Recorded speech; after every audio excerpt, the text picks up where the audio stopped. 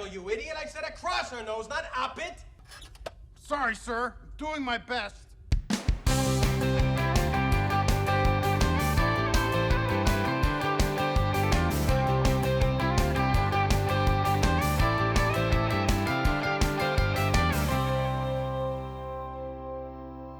Hi there, I'm Luke Hector and this is The Broken Meeple, a show where I rave and rant about board games, but usually more the latter. This is one of the biggest releases to have come out last year. Core blimey, could you not get people to shut up about it? It's one of those games, and there have been several. There's probably about 3, maybe 4 games I can think of for 2024 where as soon as it was announced, ever since then, it's been nobody will stop talking about this thing. Well, this is another one, Andromeda's Edge from Luke and Maximus Laurie, but the key part there is Luke Laurie, because not only has he designed quite a few games, some of which are actually still on my shelf, Energy Empire for example, but also came out with a game called Dwellings of Eldervale, and this one took off with some people, not necessarily with others, but the ones who did love it, like they are big mega fans. And I think one of the longest reviews I ever did was the review of that box. It was kind of like a changing point for me because all my reviews kind of kept to a similar length, but then that Dwellings of Eldervale box was so big. I think that one and Edge of Darkness were two of the ones where I just had to do bigger reviews for it because it was just so much to cover. Now, I liked it at first. I think I gave it a 7, 8 out of 10, something like that, but after a while the kinks in the armor started showing, the lack of theme was a problem for me, it felt very rinse repeat, and just aspects of the game kind of brought me down to somewhere around the average, above average mark, kind of 5, probably 6 out of 10 is more fair. So I wasn't exactly jumping off the bandwagon to get excited about Andromeda's Edge. However, re-implementations can be a good thing, because there's been enough time passed since Dwellings came out, and it's not a game you can easily get hold of. So yeah, this is about the right amount of time to do a second edition / reskin of it. It's set in space, just like the other one. Well, actually the other one was more magic fantasy, but this one is meant to be similar to Dwellings, but still have its own mechanics, still have its own, presence, so it's not entirely the same game. And so I'm going to give you my thoughts on this, as well as the solo mode from an expansion. We'll get on to my thoughts on that one a little bit later. Now, you might notice a slight continuity error. Previously, the intro video got corrupted, and so I needed to re-record this. So I might be wearing the same top, I can't remember. But basically, if you notice a little bit of a shift in chairs and games and that, well, that was why. Get on with it. So as you can see, there's quite a lot here, so I'll try and be as brief as I can with the overview, because holy crap, there's a lot of rules in here. But the idea is funny enough, you're gunning for victory points. What else from a Euro game? But the idea is that you play through as many turns as necessary until you reach a certain fixed victory point timer, and it's a worker placement game similar to how Dwellings of Eldervale ran, which the idea is that you have workers, which are represented by different types of ships that you can build, little transports, a fighter ship, a cruiser, something that's legally non-distinct from the Starship Enterprise. It does look dangerously similar. It actually kind of reminds me of Voyager from the from that Star Trek series, which I like, but a lot of people don't. But I digress.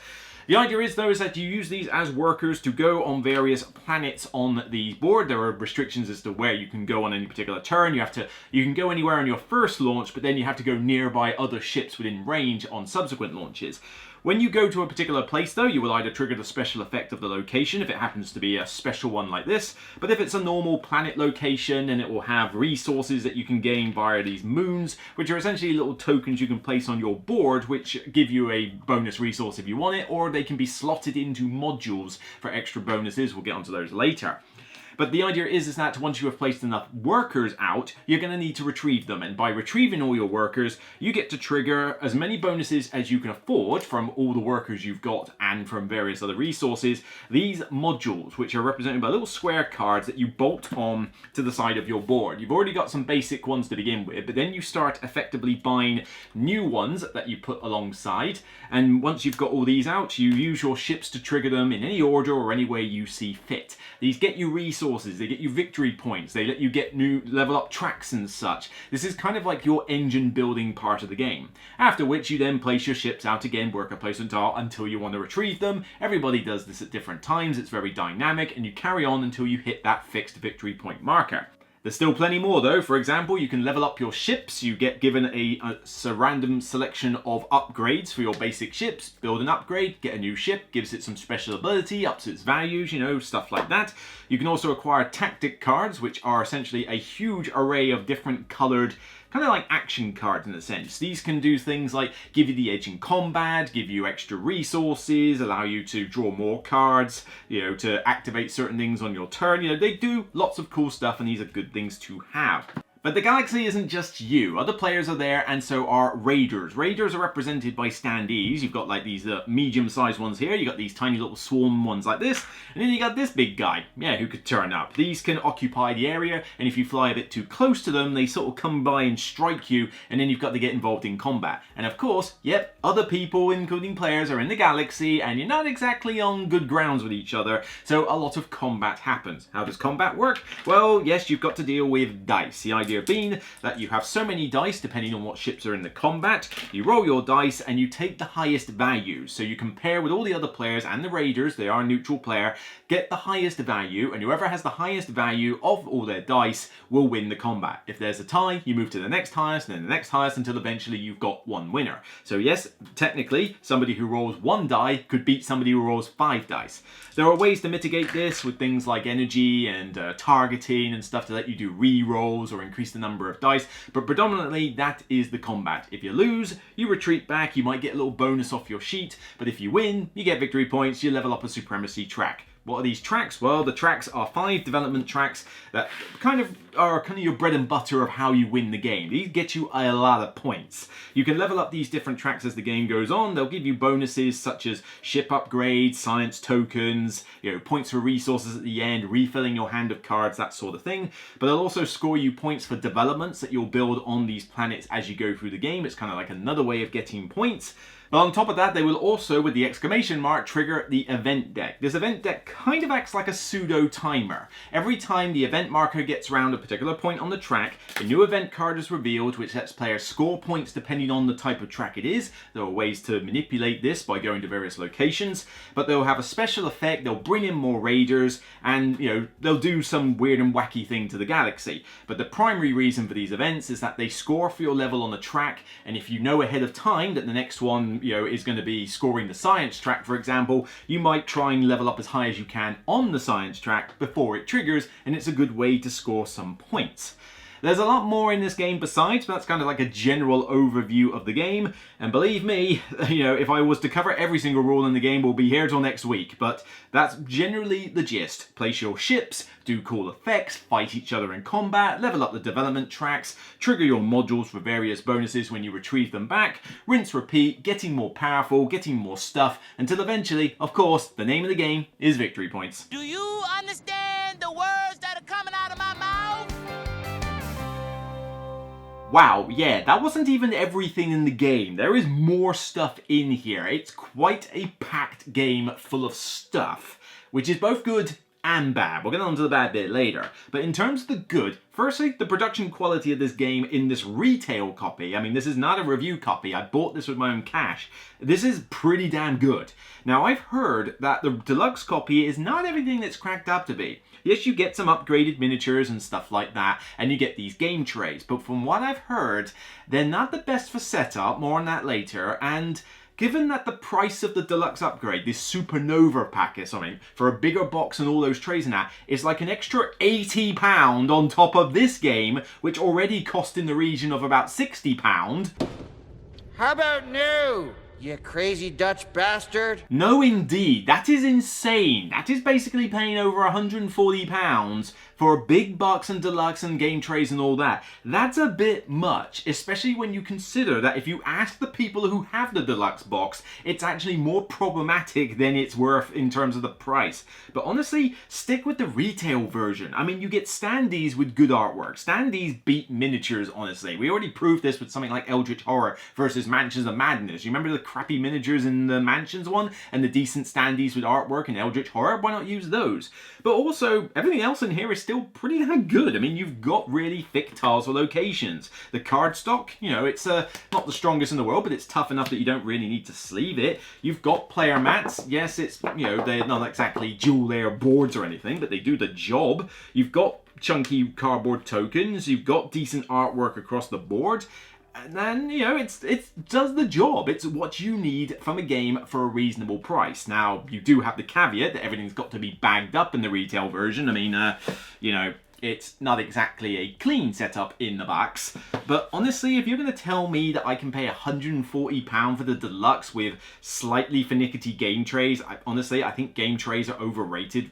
Really, because in the last like 3 or 4 iterations I've used game trays in my games, they've actually been more problem than they're worth. But £140? No, not happening. Just buy the retail version, you'll do just fine. It is just that the luxury edition has so much more ego. Andromeda's Edge has also got a very good thumbs up for me in terms of its replay value. The replay value in this is pretty damn good. Not necessarily in the strategies that you employ, they tend to be the same each game. You're basically going for development primarily, but you can also do pretty well on different tracks. You know, you might focus on green and orange for one game, you might focus entirely on blue for another game, you know, so you can kind of chop and choose which one you fancy, but at the end of the day, they all score you roughly the same amount of points. So it's not like they're crucially different, it's just that they will, you know, make you better at one particular aspect. But it's those two things that are going to score you the majority of the points in the game, so they're kind of the ways you go. What I'm mainly talking about though is the ships and the factions. You already get one of like 4 or 5 different upgrade potentials for each of your 4 ships. This is done at random before the game starts, and they are fundamentally different. That's already a decent amount of variety. All the tactic cards, every single one of these is unique. They all have some unique effect. Yes, some effects might be similar, but they're all unique and they're really good fun to use. But the factions, oh my god. I mean, there's a few in here, maybe like 4 or so, 4 or 5 that come in the expansion. More on that later. But you still get something like this many factions and then some. And each one of these gives you some really cool ability, a unique ship, and some starting track levels. But there's a lot of them, I mean, and they've all got weird names, like Post-War Refugees, Jeduloid Technoblobs, the Macaran Synthborn, Zodian Warmongers, Funginar Sporgots, Arcandan Shipwrights. What the hell are you talking about? I get the impression that the designers of this game basically locked themselves in a room, smoked a bag of weed, and then came up with most of the names for this, because it does seem that way. Dude, my hands are huge. I mean, it makes it funny. I mean, who doesn't giggle when you introduce the Jeduloid Technoblobs as a faction? I guarantee this one gets picked nearly every game because everybody likes the name. But having this many factions with all these different ways of playing these different abilities is really cool from a replay value perspective. A lot of games do not give you this much in the normal retail box, even before you start buying expansions, and gotta give praise where it's due. Ah, smug mode. Moving around the map and moving your ships around and doing the worker placement bit is all fine. I mean, we've seen this mechanic of put workers out and then retrieve them a million times. It's just, it happens to be kind of Loot Lorry starting point. I mean, things like the Energy Empire, for example, and Whistle Mountain, and games like that, all of which have this kind of put workers out and retrieve them. We've seen that, that's been done. But I also do like the fact that he likes this idea of building an engine when you retrieve the workers. Because typically when you retrieve stuff in other games, you do some minor thing, but nothing major. Here, you are triggering a smorgasbord of these modules. And, I mean, you may end up with a few, you might end up with only, may end up with tons. But each of these will do some cool thing. They'll get you points, resources. You can slot the moon tokens on them for other effects. Each, color gives you some different idea. The green ones will trigger the entire road. The others you have to use ships. There's a lot of different combinations that you can make, and these again add to that replay value with the different tracks and all the developments you make to come up with your own strategies. The downside of this though is that we'll get onto it in a bit more detail later, but let's just say you're going to need some extra space by your board. Although I do like some of the little tweaks that they have put in to make this game a bit more playable. Firstly, I love the fact that the boards are double-sided but inverted left to right so that you can play this game regardless of how you're going to set up your boards. Do you want the modules on the left-hand side? Do you want the modules on the right-hand side? This sort of stuff is great. I don't care that it's not dual layer or anything. I mean, yeah, that would be awesome, but it's, God knows how much it would cost to make this dual layer. But I love the fact that you can sort of go, well, hang on, I need to play with my thing like this. Well, okay, I'll turn it this way and then have the stuff there. It's just a neat little trick. Some people do it, but it's not a common thing, and this sort of stuff needs to be done more often. I'm also glad that they've got some pretty good comprehensive player aids, and I do mean rather comprehensive. I mean, we'll get onto the rules a little bit later, but yeah, there's a lot of stuff you need to know in this game, and they do print a lot of useful stuff on these player aids. They're relatively easy to read. They've got all the different tactic cards, all the different abilities, how to score, how to battle, the turn sequence. The amount of information that's packed on these is pretty dang good, I gotta admit. And for someone like me who constantly rags on publishers for not producing decent player aids, these ones are pretty decent. I'm not going to say they're perfect, you know, I'll get onto that, but they are certainly better than I was expecting, and they're necessary. Oh my. As much as you are gunning for victory points and there's some abstracted bits here and there, the theme does come out pretty well. The Dwellings of Eldervale one only really worked as a fantasy setting because you put in those monsters with the sound effects, although the sound effects were a complete gimmick, and I kind of roll my eyes when I see some reviewers, you know, say, oh yeah, don't worry, I found some criticisms with this game. Yeah, the fact that they didn't put noises on the raider bases, as if anyone cares. Shut up, Wesley. But if you took those monsters out of Dwellings of Eldervale, you would have forgotten it was a fantasy game, because let's face it, those different schools of magic and the tracks meant jack. At no point did I feel like a fire mage versus an ice mage or anything. Here, it is a little bit better. There's still abstraction to a point, but you have got the different factions that do make you behave differently. Focusing on certain tracks do make you behave differently as well, although, I mean, you know, it's a blue track and a yellow track at the end of the day, but having the raiders sort of come by, if you're not careful, you know, sort of almost hanging back in the shadows and jumping in, and obviously the interaction with other players is pretty high because you're not directly affecting their board, but your ships are sharing this galaxy and it's only so big, so you're going to get in each other's way. There's going to be a decent amount of combat happening, and even with the tactic cards, they add that little bit, your own personal faction ability, as well as, you know, all the different ship upgrades that you can get. Bear in mind, some of them are unique, so these are the basic ones. You can get these golden ship upgrades, like, for example, if I take the you know, let's take one for example, the Allied Tribe. So I can get a Sabercat fighter. You know, the Jelluloids get a Slimer transport. The Plutonian Empire gets a Doomsday Device heavy cruiser, which sounds pretty cool. I don't think I've used that one, but you know, there's a lot in here to try. The theme is definitely a bit stronger, and if you're looking for having that spacey theme with a game, it does pretty well. Star trekking across the universe. A few of the problems that this game has stem around the same kind of area, and they're similar problems to what I had with Voidfall when you think of it in a practical sense. First up, let's talk about the rules themselves. You have got a pretty sizable rulebook here for the game, so it's not going to be a quick learn for anybody with this. There's a ton in here for what I thought was actually going to be a slightly more streamlined game.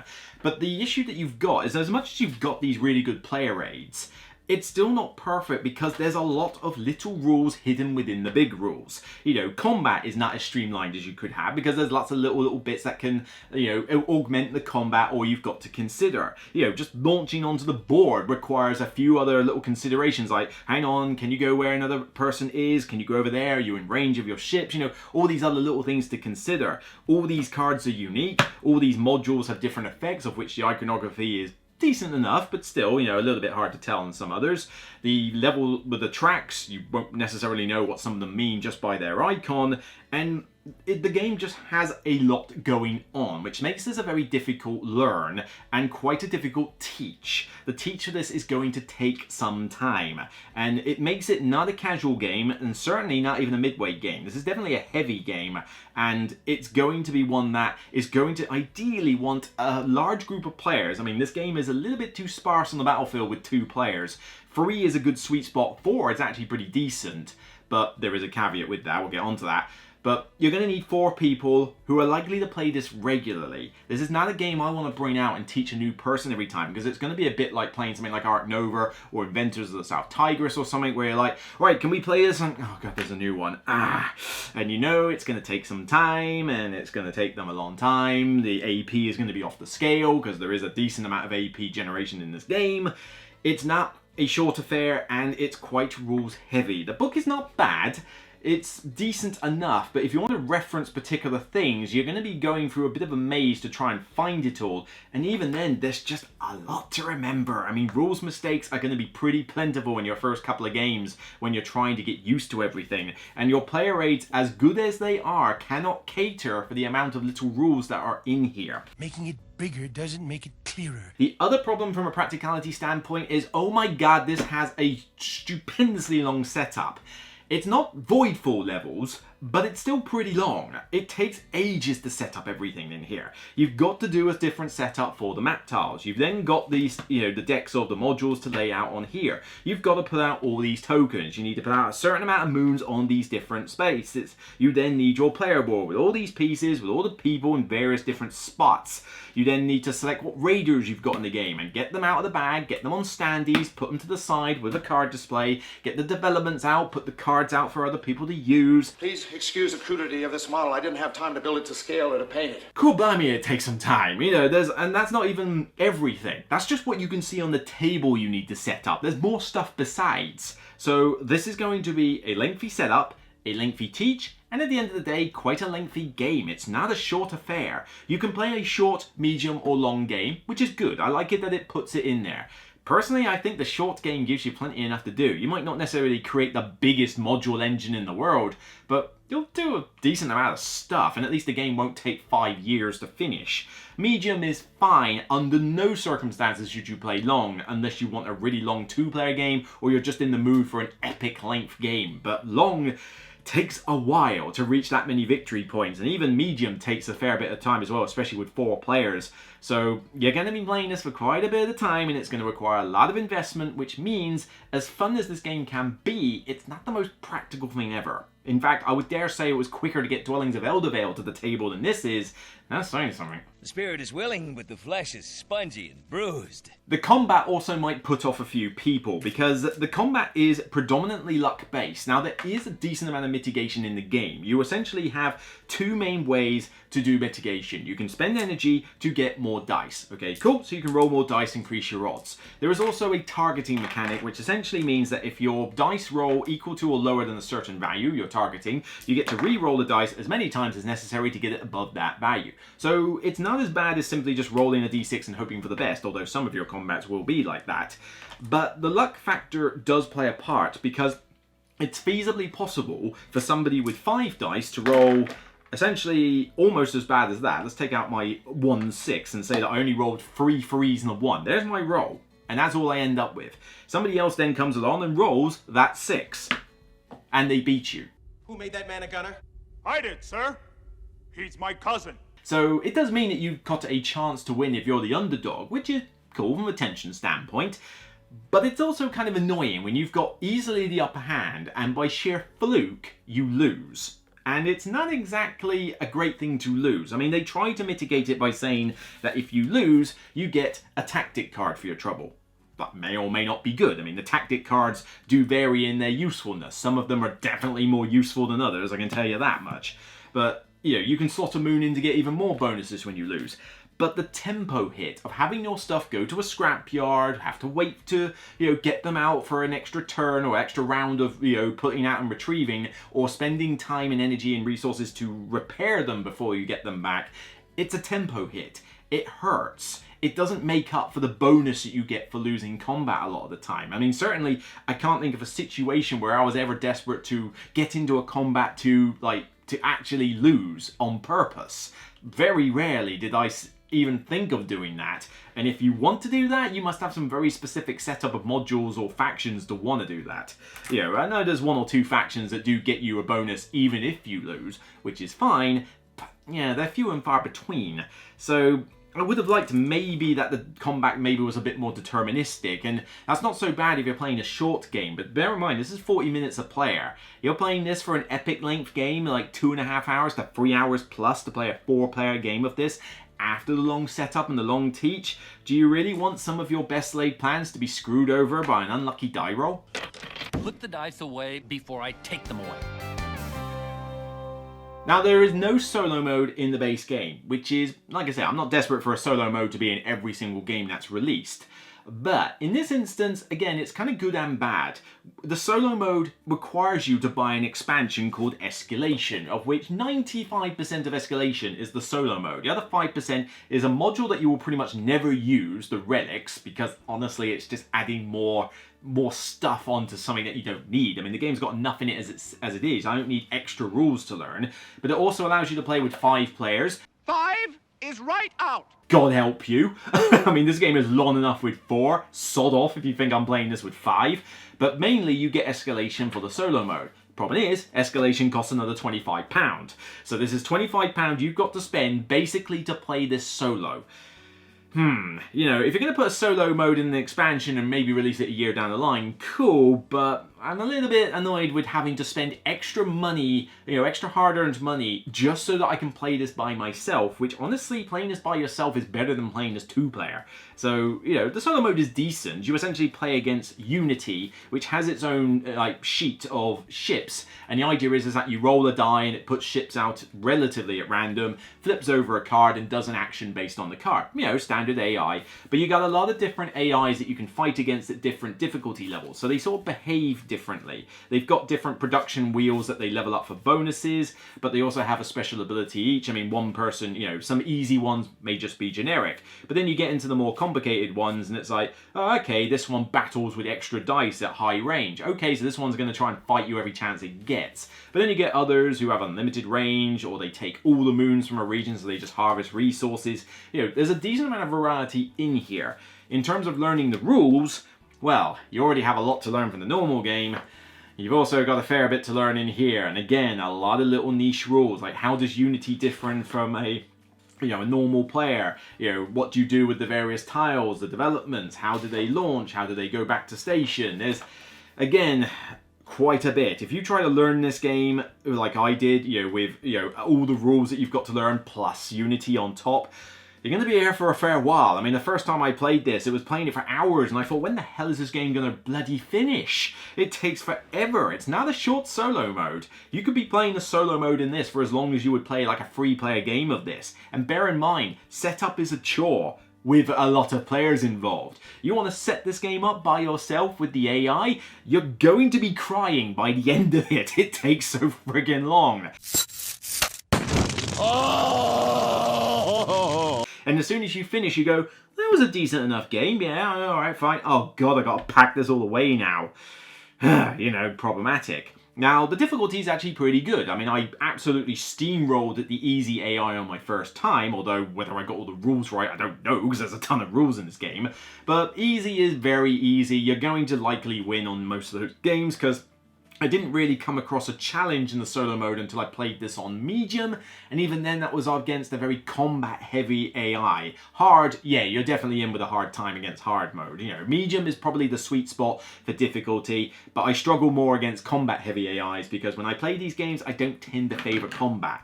Yes, I know half the game is going in and fighting combat, but I tend to play games as an economical thing or a diplomatic route. I'm less inclined to play the warfare faction or race. I mean, even when I play old-fashioned civilization games, you know, where you got Romans and Persians and all that lot, I tend to play the faction and go, yeah, I'm just going to make a bunch of cities here and a little development, build up a ton of gold, yay, money, money, money, money, while everybody else is going off and killing each other with sticks. Spaceship! The Unity mode basically plays like a bit of a cheaty AI. You've got this probe that follows you around and it, you know, spawns ships near you, and if it can, it will try and fight you. But it basically just goes around and hoovers up moons and levels up tracks kind of half randomly, really. It's not a bad AI per se. It certainly will test your skills and you need to play intelligently against it, but it's not always making the smartest move. It's doing whatever the cards and your die roll says it should do, and yeah, it will like go to certain locations over others, but you have to learn quite a few hundred tiebreakers to try and think, hang on, so if it's not going to go there, where is it going to go? It's going to go that in relation to me, and again, this is the problem with too many rules, too much stuff going on, you know, too much bloat. But yeah, occasionally you get a time where it's like, that was an annoying move, it got in my way and blew up my ship.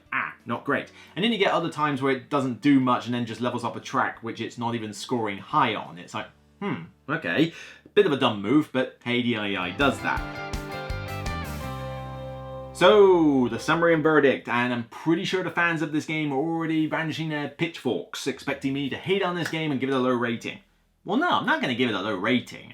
But, let's be fair on this one. It's definitely, I think, better than Dwellings of Eldervale. Eldervale was already on the way out, and this one pretty much kills it. You don't need to own both. I think they have their differences, but I think they're similar enough in how they operate that you would pick only one, and I can't see why you would pick Dwellings over this one. I think this one easily kills its predecessor.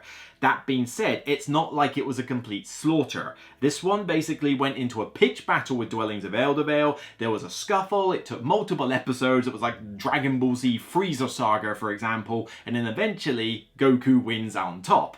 But it took a while, and it was by the skin of their teeth. So it's not like it's fundamentally better than Dwellings, it's just better than Dwellings. The mainly problems I have stem from its practicality issues. There's a lot of decent stuff to like. The theme is stronger in this one than previous. I like the module engine building side of things, you know, that is pretty good. I love the tactic cards, that's probably one of my favourite bits in this game, with the variety of these cards, you know, and what they can do. So, you know, this is definitely a highlight, but having all the ship upgrades, all the different factions with different setups and that, the replay value is off the chain, and it's definitely meaty, it's going to test the brain cells, and you know, there's a lot going on, and that stuff is enjoyable. But from a practicality standpoint, it has issues. The setup for this takes a friggin' ice age, and if you're like me with the retail copy, you're gonna have a bunch of bags to try and sort out, and believe me, it takes forever.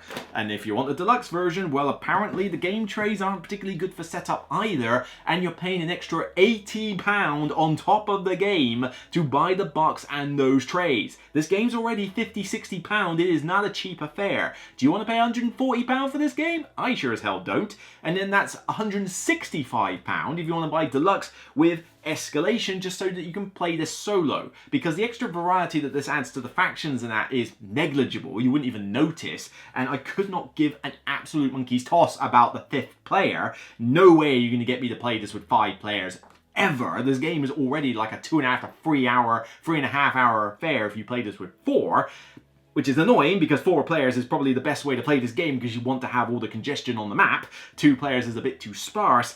It just means that this one's a difficult one to get to the table. You want the same people playing it. Not something I can do very easily because I teach new players and teach at board game clubs, which means it's going to be a long teach, which is a problem. And then you're going to have the AP factor and all this. It just makes it maybe a little bit too bloated. There's rules on top of rules on top of rules, which as much as the player aids do a decent job of trying to summarize for you, it's still not enough. You're still going to be checking this rulebook on a regular basis, and I guarantee you're going to make rules mistakes for your first couple of games. I wouldn't be surprised if there was a rule in this game I still get wrong, because there is just a lot of them to learn, even before I start throwing the solo mode on top. You know, the appendix is great for identifying like the FAQs for all the different cards and that, but I mean, for crying out loud, this is the appendix book. There's a lot of stuff in this game, maybe just a little bit too much, you know, trim some of the fat, you know, leave out some of the bloat. With the dice luck mechanic with the combat, I can deal with that. The mitigation is still pretty decent in this game, but again, a bad die roll can screw a combat for you when you're easily going to be the victor, and the tempo hit from losing combat doesn't quite make up for the benefit of the little bonus you get for losing. I mean, losing a combat is not the end of the world every time you lose a combat, like one ship versus one ship, but if you go in with a big army and suddenly that big army gets killed, God, it hurts trying to repair it all and get back on your feet or whatever when you shouldn't have needed to in the first place. So, you know, it's definitely better than Dwellings. The stuff I like, the stuff I don't, it comes out relatively even Steven, but the flaws do drop it a bit, but not enough to not give it a seal. I still think this is worth a 7 out of 10. A good game, but I feel like this is one that I want to play, not own. Like, if somebody brings this to a convention and says, we want to play Andromeda's Edge, do you want to be the 3rd player? Definitely. You know, I would happy to play this. 4th player, if we're not teaching it, yes, if everybody knows what they're doing, I'll jump into a 4-player game of this. But I don't want to own this. I don't want to have to do that massive long teach every time. I don't want to have to go through that setup process every time, especially by myself with Unity. It's like there's too much here for me to want to own it, but I'll happily play it, you know, because it does have some stuff I particularly like, and I do like trying a new faction with new modules and new stuff each time I play. It's definitely one of the highlights. I just wish that it maybe wasn't so bloated, maybe not quite as long as it actually is, and just not so rules intensive. Dear God, what is it like in your funny little brains? It must be so boring. So that's it for me on this episode of The Broken Meeple, assuming you haven't killed me with pitchforks. If you like what you see, then please thumb it up on YouTube and thumb it up on Board Game Geek when it goes live on the page. Check out the rest of the SN content I'm doing. You can check out Black Forest or SETI or Inventors of the South Tigris if you want some particularly heavy games that I've been looking at. You know, yes, this is heavy and a bit bloated for me, but that doesn't mean I don't like heavy games. Check out those ones. You might find some pretty good belters in there. And of course, let me know your thoughts. Be civil, of course, especially if you're a fan of the game. There are a lot of them out there. But did you like the game? Do you love it? Do you hate it? You know, let me know your thoughts, good and bad. Do you agree with what I've said? Do you differ? Let's debate, let's discuss. That's the whole point of engagement on YouTube. Until next time, remember, regardless of whether you got stoned on weed coming up with the Jelluloid Techno Blobs as a faction race, it's still only a game, and I jest. So bye for now.